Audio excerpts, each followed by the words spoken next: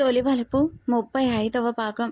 దేవ్ వెళ్ళిపోయాక ప్రతిభ కళ్ళు తెరిచి సీలింగ్ వైపు చూస్తూ, మనిద్దరి పెళ్ళి జరిగి ఉంటే ఈరోజు నా ప్రపంచం మరోలా ఉండేది విరాట్. ఆ ప్రణతిని పెళ్లి చేసుకొని దానిని కూడా నువ్వే మోసావనుకుంటా. అందుకే దానితో పాటు నిన్ను కూడా తీసుకుపోయింది అది. నన్ను కాదు అని దాన్ని పెళ్లి చేసుకున్నందుకు దేవుడు నీకు విధించిన శిక్ష అది అని పంతంగా అనుకుంటూ, చూసావా, మొత్తానికి నీ రక్తం నా దగ్గరికే చేరింది. నీ పిల్లలకు తల్లి నేనే అవుతానని అన్నాను కదా. అనుకున్నట్లుగానే వాడు నన్నే తల్లి అని ఒప్పుకున్నాడు. అమ్మ అని నోరార పిలవకపోయినా తల్లి స్థానంలో నన్నుంచాడు అనుకొని మనశ్శాంతిగా నిద్రపోయింది ప్రతిభ.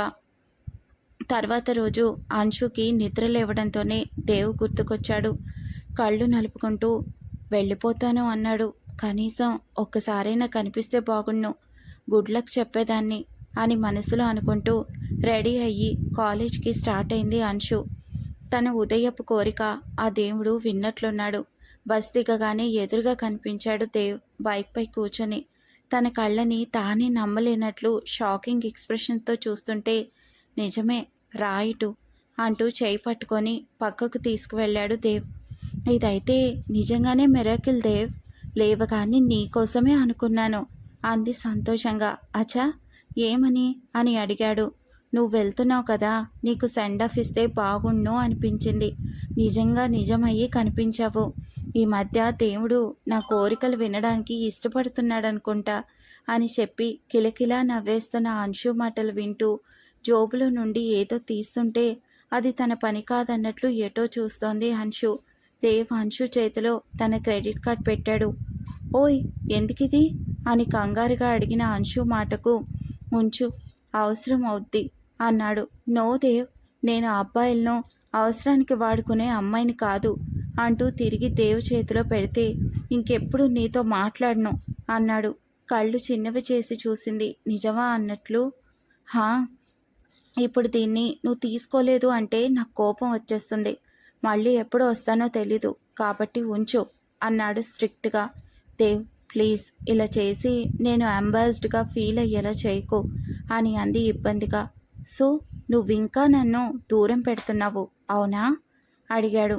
Dev please try to understand, I can't అంటూ కార్డు దేవ్ చేతిలో తిరిగి పెట్టబోయింది అంశు. చేయి వెనక్కి తీసుకున్నాడు టక్కున దేవ్.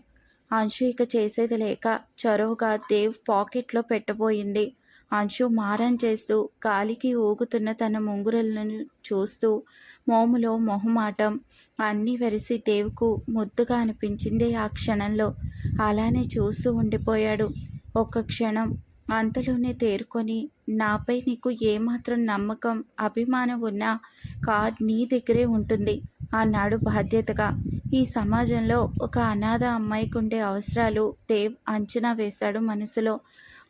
అందున తన మనసు పడిన ప్రేయసి అవసరాలు తెలుసుకోలేడా? అందుకే బలవంతంగా అయినా సరే కార్డ్ అంశు చేతిలో పెట్టాలని డిసైడ్ అయిపోయాడు దేవ్. మరి నీకు అని అడిగింది అయోమయంగా. నా దగ్గర డెబిట్ కార్డ్స్ ఉన్నాయి, టైం అవుతుంది, మాట్లాడు ఏదో ఒకటి. ఇది నేను యూజ్ చేయను, కానీ నీపై నమ్మకంతో నా దగ్గరే ఉంటుంది అన్న అంశుతో ఇలా మాట్లాడితేనే నాకు కోపం వస్తుంది అన్నాడు దేవ్ అసహనంగా.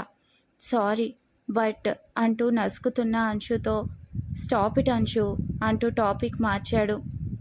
ఎందుకు, టిఫిన్ చేసావా అని అడిగాడు లాలనగా. హా, తిన్నా అంది చిన్నగా. కేర్ఫుల్గా ఉంటావు కదా అడిగాడు. హా, నువ్వు కూడా జాగ్రత్తగా ఉండు, ఎవరితోనూ గొడవలు పడకు అంది అంశు. నా మ్యాటర్లోకి ఇన్వాల్వ్ అవ్వనంత వరకు వాళ్ళు సేఫ్గానే ఉంటారు అన్నాడు దేవ్. సరే ఉంటాను, టైంకి తిను, ఎప్పుడైనా పాసిబిలిటీ ఉంటే కాల్ చేస్తుండు అన్నాడు దేవ్. అవును, ఇంతకు నంబర్ లేదు కదా అంటూ అంశు చేతిపై పెన్తో నంబర్ రాసి, ఫోన్ ఏమైనా కొనివ్వనా అని అడిగాడు. తనకు నచ్చదని తెలిసి కూడా. వద్దు అన్నట్లు తలూపి, హోమ్ ముందున్న కాయిన్ బాక్స్ నుండి ఫోన్ చేస్తాను అని చెప్పింది అంశు. అంత కష్టం అవసరమా అడిగాడు దేవ్. అక్కడి సిచ్యువేషన్ నీకు తెలీదు దేవ్, నేను నార్మల్గా మాట్లాడినా నేనంటే పడని వాళ్ళు రూమర్స్ స్ప్రెడ్ చేస్తారు. నేనున్న సిచ్యువేషన్లో అవి తీసుకోలేను, అర్థం చేసుకో అంది. నువ్వంటే పడని వాళ్ళు ఉంటారా అసలు? అడిగాడు దేవ్. అందరూ అందరికీ నచ్చాలని లేదుగా. క్లాస్‌కి టైం అవుతుంది. వెళ్తాను అంది అంశు. ఒక అడుగు వెనక్కి వేసిన అంశు హ్యాండ్ పట్టుకొని ముందుకు లాక్కున్న దేవ్ తన కళ్ళల్లోకి సూటిగా చూస్తూ, నాకు కొంచెం టైం ఇవ్వు. అన్నీ సెట్ చేసేస్తాను. నువ్వు ఇలా కష్టపడిన అవసరం లేదు అని చెప్పి వదిలాడు.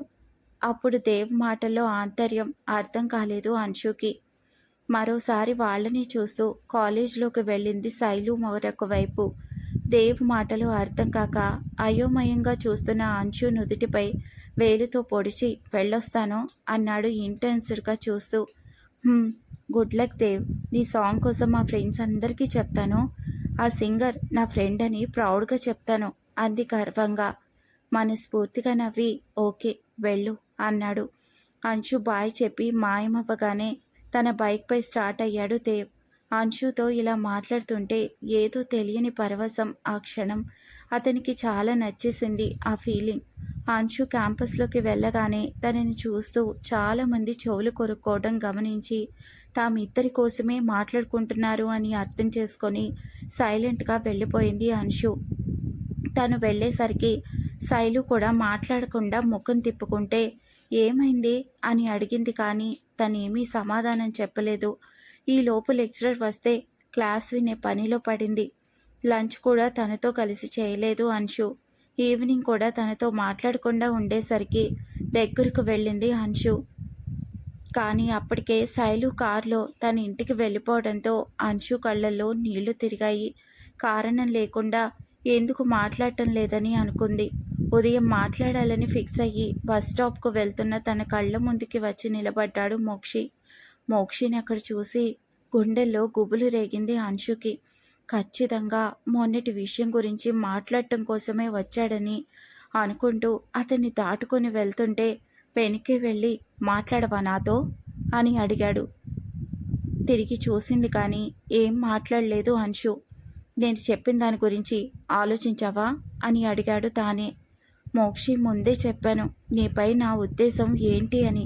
మళ్ళీ నువ్వు ఇలా అడగటం నాకు నచ్చలేదు అని అంటుండగా దేవ్ని ప్రేమిస్తున్నావా అడిగాడు మోక్షి. ఆశ్చర్యంగా చూసింది అంశు. నిజమేనా అని అడుగుతున్నాయి అతని కళ్ళు. కాదు అన్నట్లు తలూపుతూ అంశుని చూసి అతను కూడా అడ్డంగా తలూపుతూ, అంశు డోంట్ లై, అది అబద్ధమని చెప్పకు. నిన్న ఈరోజు నువ్వు దేవ్ని కలిసి మాట్లాడటం నేను చూశాను. అతని బైక్పై నువ్వు వెళ్ళడం కూడా నేను చూశాను. ఎందుకు అంశు? ఎందుకు నేను నచ్చలేదు?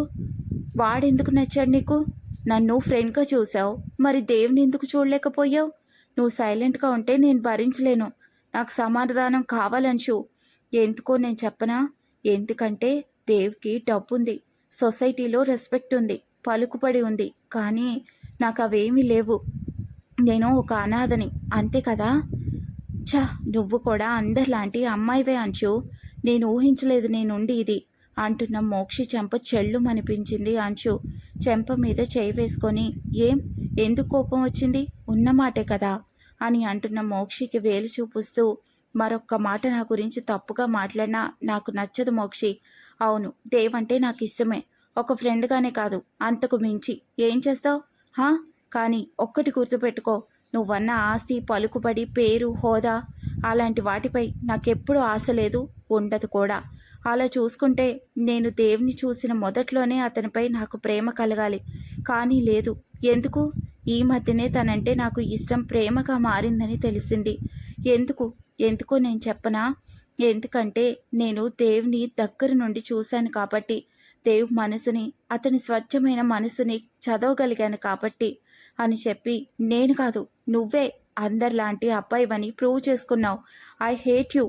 అనుమానంతో వెనకే ఉండి స్పై చేసేవాళ్ళంటే నాకు అసహ్యం అని చెప్పి బస్ రావడంతో బస్ ఎక్కి వెళ్ళిపోయింది అంశు విసురుగా.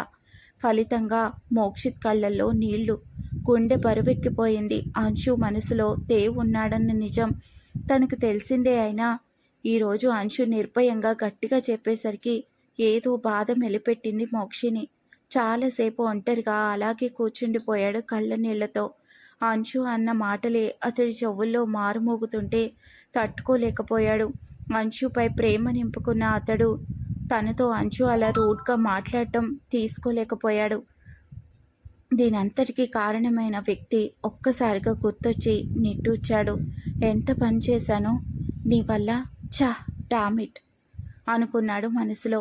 అక్కడి నుండి వెళ్తున్న అంశు నేరుగా హోమ్కి వెళ్ళింది ఆటో ఎక్కి.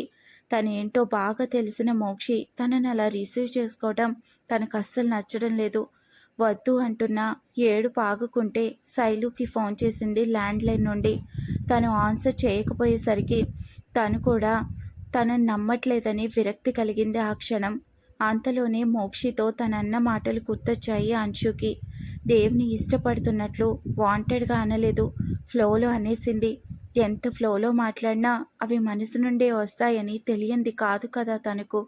కానీ ఈ విషయం దేవ్కి చెప్పలేని అసమర్థురాలు తను.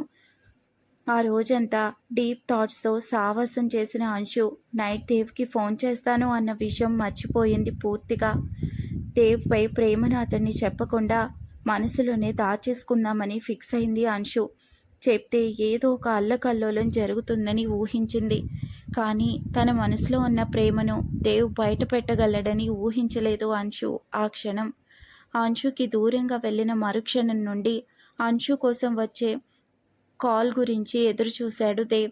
ఎంతకీ అంశు దగ్గర నుండి కాల్ రాకపోవడంతో ఏమై ఉంటుంది, తనేమైనా ప్రాబ్లంలో ఉందా అనుకుంటూ ఎలాగైనా అంశు గురించి తెలుసుకోవాలి అనుకున్నాడు. తర్వాతి రోజు అంశు యథావిధిగా కాలేజ్కి వెళ్ళింది. తన వైపు వస్తున్న శైలు వైపు కనీసం చూడకుండా వెళ్ళిపోయింది. నిన్నటి రోజంతా శైలు తనను అవాయిడ్ చేస్తే ఇప్పుడు అంశు చూస్తుండగానే ఇద్దరి మధ్యలో గ్యాప్ పెరిగిపోయింది. మోక్షికి కూడా టైం కావాలని అనిపించి అంశు వైపు రావడం లేదు. డేస్ పాస్ అవుతున్నాయి. అప్పటికే దేవ్ వెళ్ళి 2 వారాలు అవుతుంది. ఈ 2 వారాల్లో అంశు దేవ్తో ఒక్కసారి కూడా మాట్లాడలేదు. 15 రోజుల తర్వాత దేవ్ అంశుని కలవడానికి వచ్చాడు. ఆ రోజు సండే. బుక్స్ ముందు పెట్టుకొని చదువుకుంటున్న తనను ఎవరో ఒక అమ్మాయి వచ్చి పిలిచింది. నీకోసం బయట వెయిట్ చేస్తున్నారెవరో అని చెప్పి వెళ్ళిపోయింది. నా కోసమా? ఎవరు అనుకుంటూ బయటకు వెళ్ళి చూసిన అంశుకి ఎదురుగా దేవ్ కనిపించాడు. అతనితో పాటు శైలు. ఇద్దరిని చూసి మాట్లాడకుండా లోపలికి వెళ్ళిపోతున్న అంశుని ఆపి బయటకు తీసుకొచ్చింది శైలు.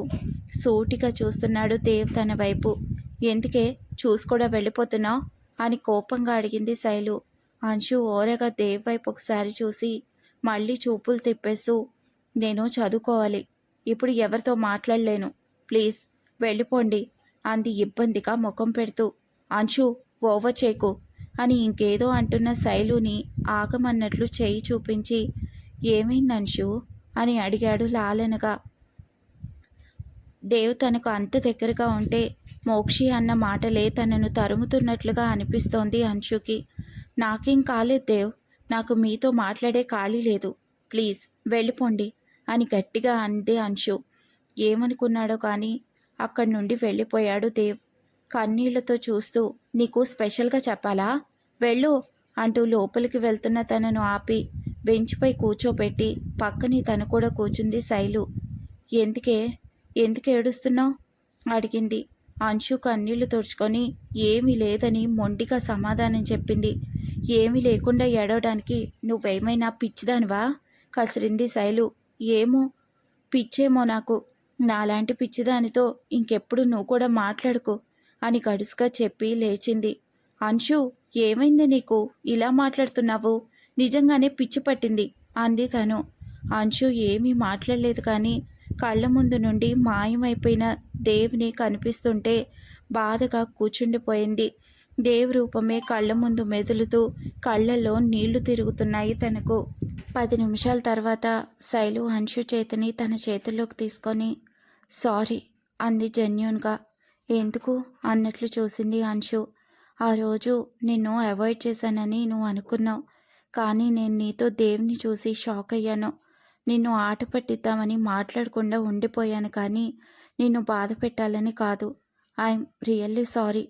మోక్షి నాకు జరిగిందంతా చెప్పాడు, తను అలా మాట్లాడాల్సింది కాదు అంది శైలు. వదిలే అంది అంశు. కోపంగా ఉన్నావా వాడిపై? నా ప్రవర్తనపై నాకే చిరాకు వస్తుంది, అందుకనే దేవ్ని పంపేశావా ఇక్కడి నుండి అడిగింది ఆ మాటకు. దేవ్‌ని ప్రేమిస్తున్నావా? అడిగింది శైలు. శైలు వైపు చూసింది అంశు. నిజమా? అని అడిగింది మరోసారి. అంశు మళ్ళీ కన్నీరు పెట్టుకుంటూ, మోక్షి అలా నన్ను తక్కువ చేసి మాట్లాడటం నాకు నిజంగానే నచ్చలేదు శైలు అని ఏడ్చేసింది. అందుకే దేవ్‌కి దూరంగా ఉంటున్నావా? అడిగింది శైలు. హా, దేవ్ కూడా మోక్షిలానే ఆలోచిస్తే తను well settled family person, wealthy family వాళ్ళది. తన డబ్బు కోసమే నేను తనని ప్రేమిస్తున్నాను అని దేవ్ కూడా అనుకుంటాడు కదా అని అడిగింది అంశు. దేవ్ ఎలాంటివాడో నీకు తెలుసు కదా అంశు. లేనిపోని అనుమానాలతో ఏవేవో ఆలోచించకు. ముందు నీ ప్రేమ విషయం దేవ్కు చెప్పేసేయ్ అంది శైలు. "ఉహుం, నాకంత ధైర్యం లేదు" అంది అంశు. అంశు, నీ దేవ్ దగ్గర నీకు భయమేంటి? ముందు నీ మనసులో మాట బయటపెట్టు. లేదంటే అందరూ ఏవో ఒక పుకార్లు పుట్టిస్తారు. నువ్వు క్లారిటీ తెచ్చుకో ఈ విషయంలో అని చెప్పి, నువ్వు మాట్లాడకపోయేసరికి దేవ్ నా దగ్గరికి వచ్చాడు ఈరోజు మధ్యాహ్నం. అంశు ఎందుకు మాట్లాడటం లేదని అడిగాడు. నాకు కూడా తెలీదని చెప్తే ఇక్కడికి తీసుకొచ్చాడు. పాపం, నువ్వేమో తనని బాధ పెట్టి పంపించేశావు అంది దిగులుగా శైలు. అంశుకి కూడా పాపం అనిపించింది. తనకు సారీ చెప్పానని చెప్పు శైలు అని చెప్పి అంశు లోపలికి వెళ్ళిపోయింది.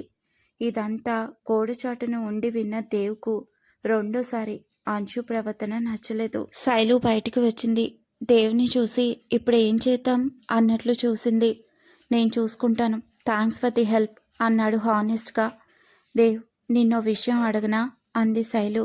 హా, అడుగు అన్న తనతో, అంశు తన అనుమానం బయటపెట్టింది కదా, నువ్వు కూడా తనను మోక్షిలానే అనుకుంటున్నావా అని ప్రశ్నించింది.